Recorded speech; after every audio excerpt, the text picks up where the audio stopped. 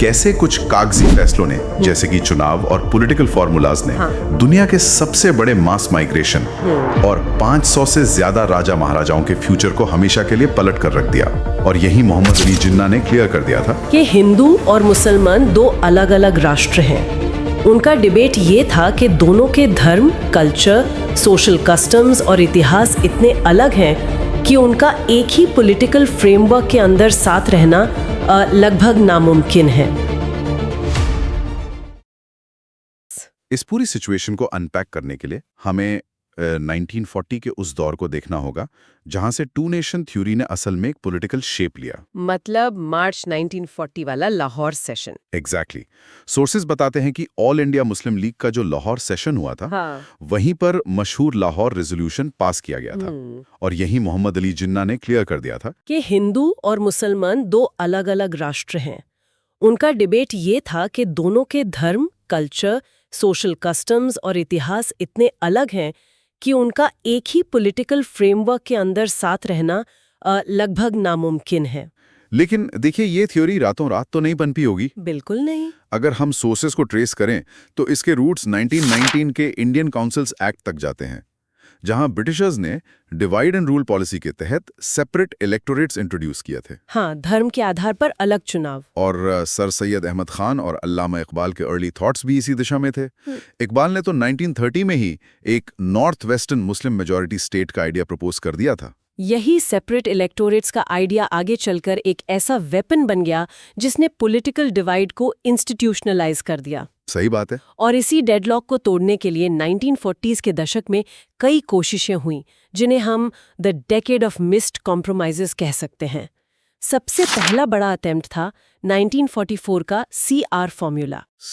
राजगोपालाचारी का प्रपोजल, वो तो काफी प्रैक्टिकल लग रहा था उस वक्त। बिल्कुल। उनका प्लान था कि मुस्लिम लीग आज़ादी की डिमांड में कांग्रेस का साथ दें और आज़ादी के बाद मुस्लिम बाहुल इलाकों में प्लेबिसाइट या जनमत संग्रह करवा लिया जाए। मतलब राजगोपालाचारी का ये फॉर्मूला एक तरह से पाकिस्तान के आइडिया को इम्प्लिसिटली एक्सेप्ट कर रहा था। हाँ, लेकिन ये फेल हो गया और उसका रीजन बहुत ही स्पेसिफिक था। जिन्ना प्लेबिसाइट के आइडिया से तो सहमत थे, लेकिन उनका ऑब्जेक्शन इस बात पर था कि उस प्लेबिसाइट में वोट कौन करेगा। ओहो, वो वोटिंग राइट्स वाला इशू। एग्जैक्टली। राजगोपालाचारी चाहते थे कि उस इलाके की पूरी आबादी, मुस्लिम्स और नॉन मुस्लिम्स दोनों वोट करे, पर जिन्ना की जिद थी कि सिर्फ और सिर्फ मुस्लिम पॉपुलेशन ही वोट करेगी। और यहीं से हमें लीडर्स के पॉलिटिकल ईगो और रिप्रेजेंटेशन की लड़ाई का असली रूप देखने लगता है। सही कहा आपने। CR फॉर्मूला के फेल होने के बाद 1945 में लॉर्ड वेवल ने एक और कोशिश की, वेवल प्लान और Shimla conference. What is fascinating here is British government ने वाइसरॉय की एग्जीक्यूटिव काउंसिल को रीस्ट्रक्चर करने का ऑफर दिया। मतलब पावर इंडियंस के हाथ में देने की बात थी। बिल्कुल। उन्होंने प्रपोज किया कि वाइसरॉय और कमांडर इन चीफ को छोड़कर बाकी सभी मेंबर्स इंडियन होंगे। और सबसे बड़ी बात, इसमें सवर्ण हिंदुओं और मुस्लिम्स को एग्जीक्यूटिव काउंसिल में इक्वल रिप्रेजेंटेशन देने का प्रपोजल रखा गया। शिमला कॉन्फ्रेंस का फेल होना मेरे लिए सबसे बड़ा व्हाट इफ मोमेंट है। ब्रिटिशर्स तो एक तरह से बराबर की पावर दे रहे थे। हाँ, अपॉर्चुनिटी तो बहुत बड़ी थी। लेकिन फिर से जिन्ना की एक अजीब सी जिद ने पूरी बात बिगाड़ दी। वो चाहते थे कि काउंसिल में जितने भी मुस्लिम मेंबर्स होंगे, उन्हें नॉमिनेट करने का एक्सक्लूसिव राइट सिर्फ मुस्लिम लीग के पास हो, जो कि कांग्रेस के लिए एक्सेप्टेबल नहीं था। बिल्कुल नहीं। कांग्रेस खुद को एक सेक्युलर और नेशनल पार्टी मानती थी, वो ये कैसे मान लेती? कांग्रेस में तो मौलाना अबुल कलाम आजाद जैसे बड़े और प्रोमिनेंट मुस्लिम नेता थे। एग्जैक्टली। और इसी इरेकंसाइलेबल डिफरेंस की वजह से शिमला कॉन्फ्रेंस बुरी तरह फेल हो गए। इस फेलियर ने 1946 के लिए एक बहुत ही डार्क स्टेज सेट कर दिया था। हाँ, 1946 तक आते आते ब्रिटिशर अथॉरिटीज का एग्जॉशन साफ दिखने लगा था। वो मिलिट्री और नेवल म्यूटिनीज फेस कर रहे थे। उन्हें समझ आ गया था कि अब वो फोर्स के जोर पर इंडिया को होल्ड नहीं कर सकते। तभी कैबिनेट मिशन इंडिया आया। बिल्कुल। कैबिनेट मिशन का प्राइमरी एम था पावर ट्रांसफर करना, लेकिन एक यूनाइटेड इंडिया बनाए रखना। ब्रिटिशर्स को पाकिस्तान की इकोनॉमिक और एडमिनिस्ट्रेटिव वायबिलिटी पर गहरा डाउट था, इसलिए उन्होंने पाकिस्तान की डिमांड को टोटली रिजेक्ट कर दिया था शुरू में। हाँ, और इसके बदले उन्होंने एक 3 टियर स्ट्रक्चर प्रपोज किया, जहां प्रोविंसेस को 3 ग्रुप्स A, B और C में बांटा गया। सेंटर के पास सिर्फ डिफेंस, फॉरेन अफेयर्स और कम्युनिकेशन जैसे सब्जेक्ट्स छोड़े गए। और पता है, दोनों पार्टीज इस प्लान को लगभग मान चुकी थी। हाँ, बहुत करीब थे सोल्यूशन के।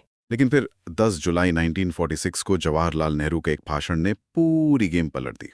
वो प्रेस कॉन्फ्रेंस वाला इंसिडेंट। नेहरू ने कह दिया कि कांग्रेस कॉन्स्टिट्यूएंट असेंबली में शामिल होने के लिए तो तैयार है, लेकिन वो इस प्लान को अपने हिसाब से मॉडिफाई करने के लिए आजाद है। इस एक बयान को जिन्ना ने सीधे तौर पर एक ट्रेचरी की तरह देखा। जिन्ना भड़क गए थे।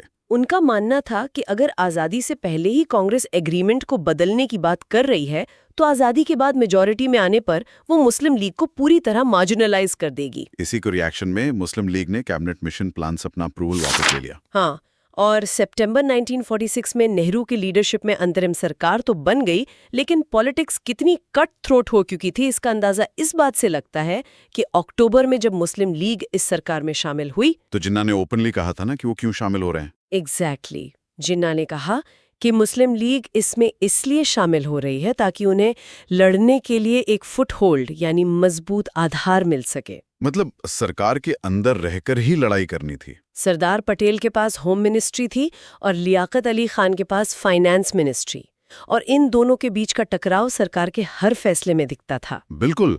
और जो टेंशन अब तक सिर्फ पॉलिटिकल कॉरिडोर्स और मीटिंग रूम्स में थी, वो अब सड़कों पर उतरने वाली थी। 16 अगस्त 1946 डायरेक्ट एक्शन डे। हाँ, ये वो टर्निंग पॉइंट था जिसने सब कुछ हमेशा के लिए बदल दिया। जिन्ना ने डायरेक्ट एक्शन डे का ऐलान कर दिया। उनका वो मशहूर कोट सोर्सेस में बहुत प्रोमिनेंटली मेंशन्ड है, we will either have a divided India और अ डिस्ट्रॉयड इंडिया। या तो भारत बटेगा या बर्बाद होगा। यही कहा था उन्होंने। ये दिन कलकत्ता के लिए एक भयानक दुस्वप्न बन गया, the great Calcutta killings. Bengal के मुस्लिम लीग चीफ मिनिस्टर सुहरावर्दी ने उस दिन पब्लिक हॉलिडे डिक्लेयर कर दिया था। उनका लॉजिक था कि छुट्टी होगी तो लोग घर पे रहेंगे। लेकिन इसका असर बिल्कुल उल्टा हुआ। हजारों की भीड़ सड़कों पर आ गई और एडमिनिस्ट्रेशन पूरी तरह से कोलैप्स कर गया। सिर्फ 72 घंटों के भीतर 4000 से 10,000 लोग मारे गए और 1 लाख से ज्यादा लोग बेघर हो गए। वो मंजर बहुत खौफनाक था। नेहरू ने इन हालातों को देखकर जो कहा था, वो आज भी रोंगटे खड़े कर देता है। उन्होंने कहा था, murder stalks the street, it is just the sadistic desire to kill.